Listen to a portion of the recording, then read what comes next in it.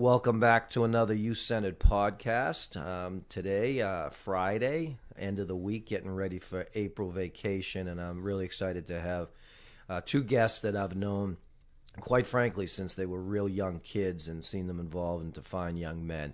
I have from the police department, Officers Cam Pramas and Officer Will Enright. Gentlemen, thanks for coming on this week's podcast. Happy to be here. Yeah, thanks for having us, Rick. So I'd like to start off every podcast. Now, you guys are becoming familiar faces within our school system. Kids actually know you really well. Parents may not. Let's talk a little bit about the bio, and we'll start with the Cam Pramas files. Who are you? How'd you become a police officer? Sure. So this is my second time on the podcast. Glad to be back. North Andover resident my whole life. Studied criminal justice in college. My undergraduate at Worcester State. My graduate degrees from Merrimack College. 1 year as a police dispatcher in Worcester, followed by 2 years as a police officer at Merrimack College, and then hired by North Andover after that. Nice. And Will, how about you? So North Andover resident, born and raised, grew up here, went through our school systems. I attended UMass Lowell and studied criminal justice. And when I graduated from there, I was hired here as a police officer, and I'm going on about 4 years at the police department right now. And what people don't know is Will was also one of the famous sports and rec counselors we had during the summer before he embarked on his professional career in the police area. So, gentlemen, thanks for coming on. Today we're going to talk about the role of the student, the police officer in the school system. And when I first started here back in the day, we never really had a presence in the school department. If there was an issue, obviously police were contacted right away. They would fly in from whatever sector they were in, or directly from the police department. So the school resource officer program has actually developed over the years. But I'm looking for a little history from one of you guys. How did North Andover get involved with the SRO program? How did it evolve? So I can take that. So in 2001, we actually started the official SRO program, putting in, I believe it was Officer Gene Solois. It was our first SRO. Before that, if you remember, it was called the DARE program. Correct. When we did have involvement in the schools. That was Officer Tracy Castiglione was the first one with that. That's correct. But it wasn't as official as actually having an officer full-time in the schools and handling all the juveniles. So the DARE program evolved into the school resource officer, which we've had now for about 18, 19 years officially. Wow. And it has evolved to be entirely in our school system. And for our listeners, Will is actually our SRO at North Andover High School. And Cam is our SRO predominantly at the middle school, but also at the elementary school. So North Andover made a decision at the first part of the 2000s to make a decision to evolve the DARE program. And obviously, I mentioned Officer Tracy Castiglione, who's pretty much retired at this point in time. I know she's still doing a little bit work with the school department as the residency officer, but she was actually involved with the DARE program for many, many years. And what we've seen now is actually having a great presence in the school department. I personally think it's done wonders in terms of building relationships with our police officers and our school kids. And, we've carried that over where both of you have been familiar faces here at the youth center, too. So let's talk a little bit about just briefly, like, what's a day like? Cam, elementary and middle school. The cruiser I see is parked at the middle school. I see it parked at the elementary schools at times. Take me through an average day for Cam Pramas. Right. So I check into the school first thing in the morning. My shift starts at 7. I report to the middle school. That's where my office is. I'll talk with admin staff, guidance staff there, and find out kind of what we have scheduled for the day. If there's anything that needs attention right away, if there's stuff that can wait, whatever. I'm also responsible for the elementary schools. I try and get to them as much as I can, at least once a week. But every principal at those schools also has my cell phone number. So if an emergency comes in, I can respond right away. So meetings, one-on-ones with kids, is that kind of what those calls might mean, or what you're actually called into? Yeah, so if there's a kid going through a rough time, we'll check in, obviously. If there's a disciplinary meeting that meets the police level, or they feel like they need another opinion in the room, I'll be brought into those as well. Nice. And Will, you got our older kids, right? So in grades 9 through 12 at the high school. Take me through the day for you. So for me at the high school, obviously we have children that drive. So when they're coming into school, I try to have a presence in the parking lot and control that. I then, when I enter the building, I go and talk with our assistant principals and Principal Chet Jackson, checking with them scheduling the day with our meetings, if we have any events going on, and what's actually going on in the building that day. I'll then check in with the guidance counselors. And after that, I try to have a presence in the school, check in with a lot of the kids, walk around and have some good conversations, interactions, see what's going on, and following up with anything that we had going on previously or maybe the night before in some of the personal lives of our students. That's nice. That's good. Let's talk a little bit about it. To become a police officer, you have to go through tons of training, certifications. But in terms of being a student resource officer, and Will, you've been a little bit longer than Cam in this position. We've worked with Kara Caffrey, as you mentioned first, Gene Solois, and other people over the years. What kind of training goes in for an SRO? What do you need to be trained in? So the basic SRO training, there's actually a class where it's a week-long class based on interactions with juveniles, obviously studying up on the juvenile law because there are differences in how juveniles and adults are handled in different situations, and more strategies on ways to communicate with school, parents, and children, because every aspect is different. So that's a week-long training that you need bare minimum. Then along with that, there are plenty of other trainings, including active shooter trainings, sexual assault trainings, and different juvenile law update trainings that we attend to stay up to date and to continue to build our resume. Yeah, so, obviously you mentioned even like some of the more awareness training we're doing now with whether it's Alice or active shooting training, whatever. You guys are instrumental with working with our school system on those type things, I'm sure. Yes. Let me ask you something. I've been around again as a long time, so I've worked with Chief Stanley for most of my career, and then Chief Gallagher, and now obviously Chief Chuck Gray. I'm assuming Chuck's administration, the school department's really a believer in the SRO program and wants this to continue and grow. Yeah, the chief is definitely a big supporter, and I think the schools are as well. Getting back to how we integrated police into schools, it's important for us to be there to build relationships, not just enforce the law, right? So we see a lot of kids that come through the hall that come in and check in with us. Hey, how are you doing today? What's going on? That way we're kind of seen as, a role model, friendly presence, whatever.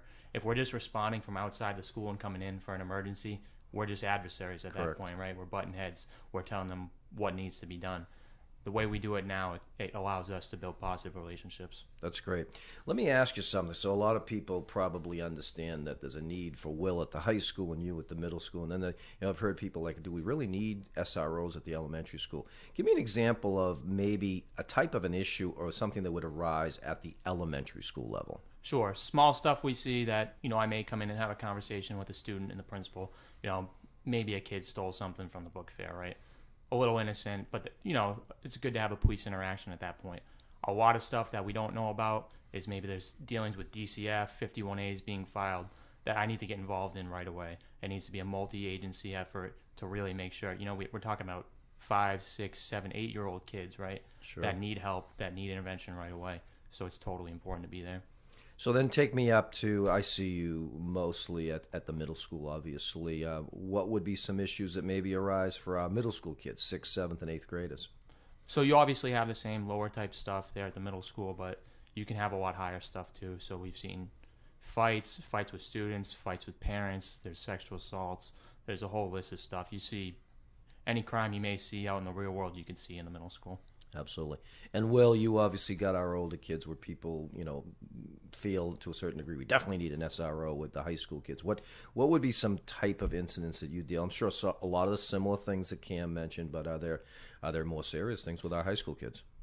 Yes. So with the age, they're obviously their freedom when they get to high school goes up, and we see the same things as Cam just mentioned with the assaults, the fighting, the sexual assaults, bullying, and matters like that. But also more at the high school level, some kids start to drugs, alcohol, kids with the cars. We start to deal with more of the reckless endangerment issues with their driving and things of that nature.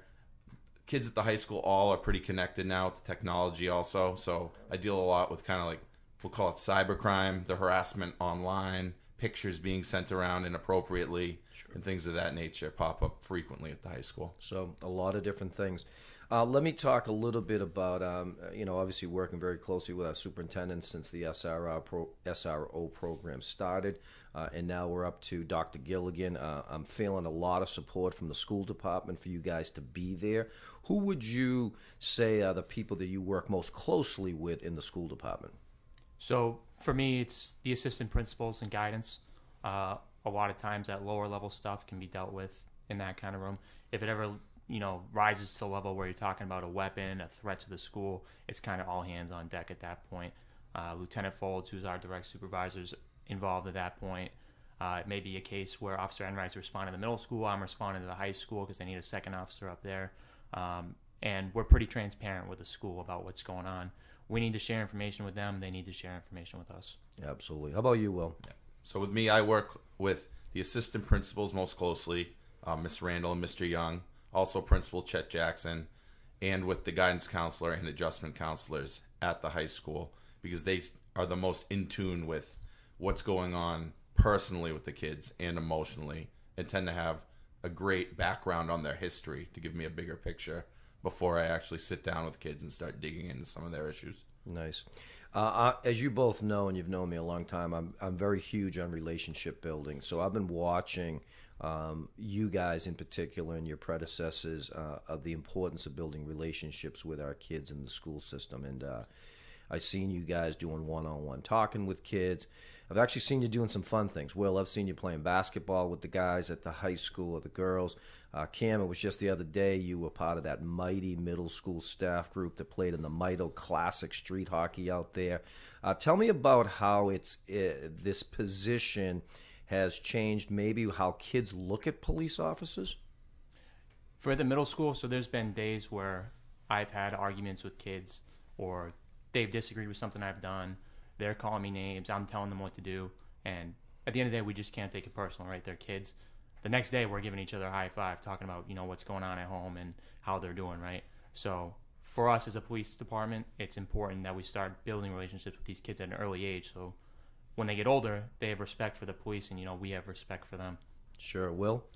Yeah, so I'm actually a big believer also on leading by example. So at the high school level, the kids have mixed feelings on law enforcement and authority.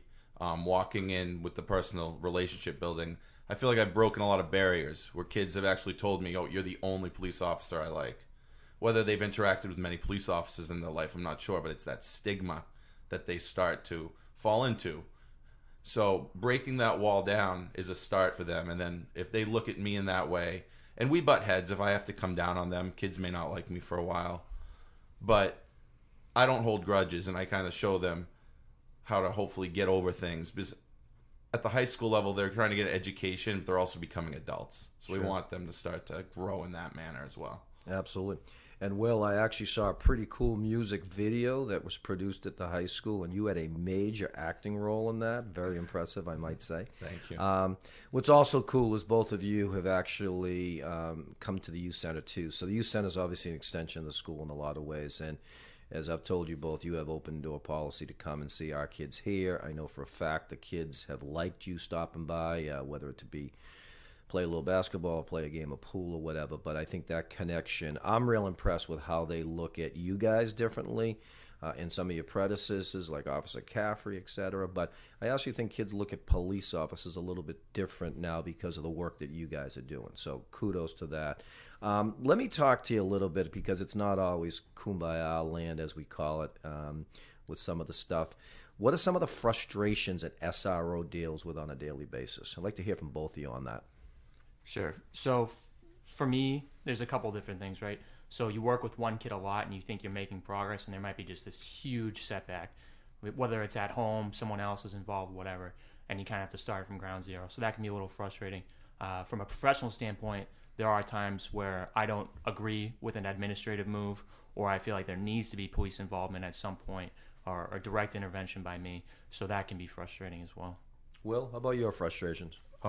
So mainly to start, my biggest frustration, if people weren't aware, there was a big juvenile reform that took place this year, which restricted the tools that we have to use in a school, taking away a lot of different charges and making us have to find different ways to handle situations.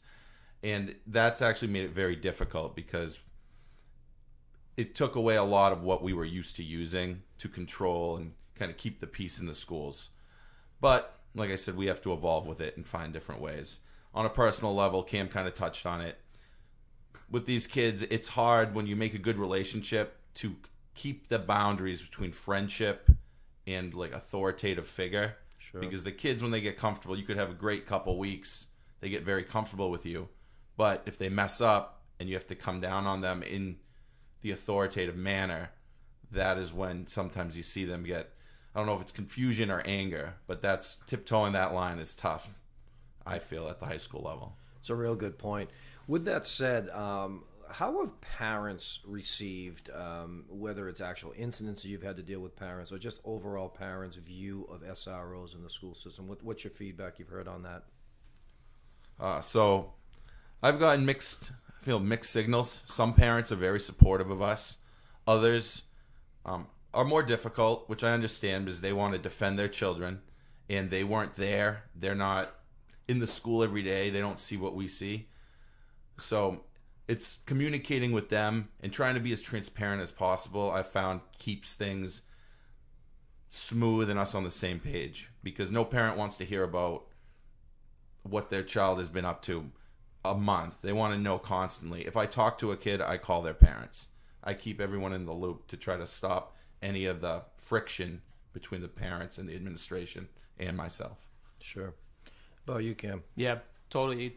Either way, both ends of the spectrum for sure. You have certain cases where things shake out one way and you get a phone call from parents that, thank you so much for doing this. I really appreciate you talking to my kid. We're practicing the same things at home.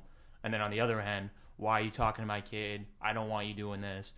I'm coming at, it depends on the case. Yeah, I mean, it's no different than us as youth services staff up here and teachers in the school system. Sometimes parents are going to absolutely love you holding their kids accountable, and then other times parents get pretty protective of their kids, and obviously case by case.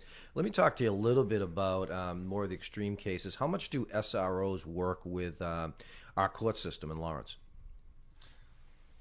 So we work with the court system very closely. DCF, the juvenile courts, we have each other's numbers, emails, we ask questions, and when we do send kids through that system, like, we are in constant contact with what's going on. They want updates. We meet 4 times a year with a team of the whole team from Lawrence District Court, DYS, guidance counselors at the middle school, at the high school. That's CCI, right? CCI, yes. And we touch base on certain cases or individuals to make sure that the services being provided are working, or if the services need to change. Along with, at the high school, we do a weekly meeting talking about kids where me and the school exchange information, and then I also report with DYS or whoever else is involved, just to be on the same page. Transparency. So there's a nice connection with our court system. Absolutely. Let me ask you about the age-old thing before SROs that you guys still probably have to be involved with, and I know we mentioned Officer Castiglione too, but how about the whole truancy/residency? I think a lot of people don't know we have a residency issue where people don't live in town and try to use our school system. How much do SROs get involved with truancy and residency? So that's why we have the truancy residency officer, Officer Tracy. It will be brought to our attention, if there's a student that may not live in town that is coming to our school system. But again, it's really just being transparent with Officer Tracy, who shares information with us.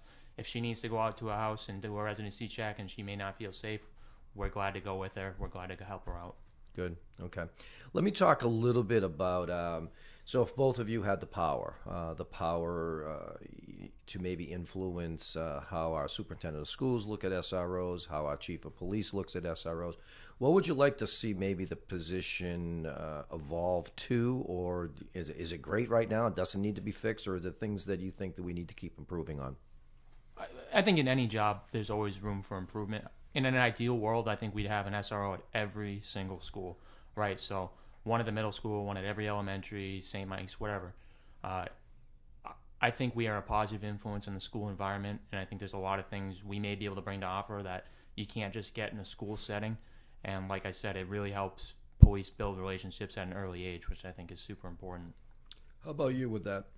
So I agree with Officer Pramas. Some other things I would add to that is the support with the SRO position. We do have a lot of it, but some of our tools and means, keeping things updated, and the tools that we use would be very helpful. Also, I agree, adding more, as some people may think, why do we need an SRO in an elementary school or everyone? It's not as much as just that school. Is having a large group of SROs would bring diversity. If we could have different genders, races, different people, because kids connect to different things. And no matter who you are, sometimes someone else may do a better job just because. And I think that would really expand the way that we can connect with every kid in our community and try to make that connection to help somebody. Besides the parents, the kids, and obviously school personnel, how do you think our community has received the whole idea of school resource officers? I personally think that it does help a lot. I think it brings a sense of security, knowing that there's a police officer at the school, seeing our cruisers there in the morning, and then when they pick their kid up in the afternoon, lets them know, like, we're in there to protect them from any fear they have. And I think it's been very positive just to know that we are there for their kid, and it's not an outside person that has to come in and deal with them with no background at all. Sure. Kim, let me ask you something. Without getting, obviously, confidentiality, can't get into specific cases or anything. In your short time as being an SRO, best day you ever had, worst day you ever had? That's a good question. Best day I ever had was we were able to get a kid out of a home and find that kid a home that I think he really needed. He was struggling in one place, and he flourished pretty well in another. I don't think I have any, really, really bad days. I have really busy days where I have 7 cases going on at once at 6 different schools. So attention-wise, it's hard for me to focus, narrow down on one thing, and that can be pretty frustrating. Can be overwhelming, right? Yeah. How about you, Will? Best day, worst day? So a day, I would say the best day is like Pramas. We had a situation where I had a student come to me in distress about a home life issue and voiced to me that she felt like she was cornered and didn't know what to do. And actually that day I was able to help her leave that situation and get away for at least some time while the courts and everything could figure it out to make her home life a safe and better place for everybody. So that to me was a very good day. The worst day is tough. Like Cam said, we have busy days, and sometimes I deal with certain situations that honestly I don't think anyone wants to hear about. Obviously, we've had some publicity on some of these situations lately. So when I have people come forward, as happy as I am, because I feel like I am helping them, going through that is very tough for me. And no one enjoys knowing that this is happening or dealing with these situations.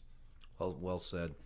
Let me ask you, as we start to kind of wind down the podcast here a little bit, I'll start with you, Cam. We'd like to try to give our guests, we call it the final word, but what would be something you'd maybe want to say to any of the people that might be listening, a student, a school personnel, a parent, or just somebody in the community? What would you want to say to them about the SRO program and it continuing? Sure. So we're here to help, right? Will and I both took this position not to get into the business of locking kids up. That's not why we want to be in the schools. We want to be there to make a difference. Obviously, if we have to make an arrest, someone has to be charged. We're going to do it. That's our job. But we are here to help. We are here to build relationships.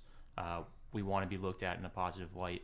And we're always available. I give everyone my business card, my email. I'm available by telephone. Anytime you want to talk, you can call me up. Absolutely. Well, what kind of message do you want to send as a final word to our community? The main message is, I know that this is our job and, we get paid to be there, but we do care to a great extent. And the relationships we build with families and the students in general, they do matter. Like, I don't go home and forget about everything at night. And just to know what we do always has a positive purpose to it. Even if at the time, if you don't like it or if people seem like they disagree with it, everything that we do has a reason, and we go by the book to the amount that we are allowed to do. And we just want the best for the future of the kids of North Andover. Absolutely. And obviously we have been in the press lately with some things, and like with lots of things that happen in all communities, in a community that I've been involved with 31 years, I do know that we're always trying to better ourselves. We're always trying to review things and take a look at everything from protocols to policies of how we handle things. And, you guys are at the forefront of helping us do that too. So I think we're going to keep getting better every day. And I'd like to see the SRO program continue. I don't think funding is an issue as it was in the past. I think SRO is here to stay. But obviously, as someone running the youth center and working with thousands of kids a year, I absolutely endorse what you guys are doing, and I thank you for our community, for the work you guys are doing, and I wish you both continued success. I'm proud about the young men that you've become over the years, and love seeing you build those relationships with the kids. At the middle school, I see the kids rally around Cam, and they joke with it, and I was looking out my window the other night in the rain as you were playing in the Mito Classic, and I think kids think it's pretty cool to play street hockey with Cam Pramas and look at him a little bit different than the guy wearing a blue uniform. Same with you, Will. I see you constantly up at the high school. We joke a little bit about the music video we're in and everything, but it's clear that a lot of kids have said to me, I trust Officer Enright, and that's huge for me because trust is huge with the relationship. So continued success to both of you and the SRO program. So thanks again for both coming on the podcast this week. Thanks for having us, Rick. Yeah, thank you, Rick. And following up, we have a few more coming up in the next couple of weeks. I want to let people know we do have Kim Festacrati, who is a former employee of ours here, who's a local therapist, who's going to come in and talk about basically working with middle school and high school kids from a therapeutic standpoint. Nikki Murphy is on a future podcast, our Director of Social Emotional Learning. We're looking to have Deanna Cruz, our Community Support Services, come on to a podcast.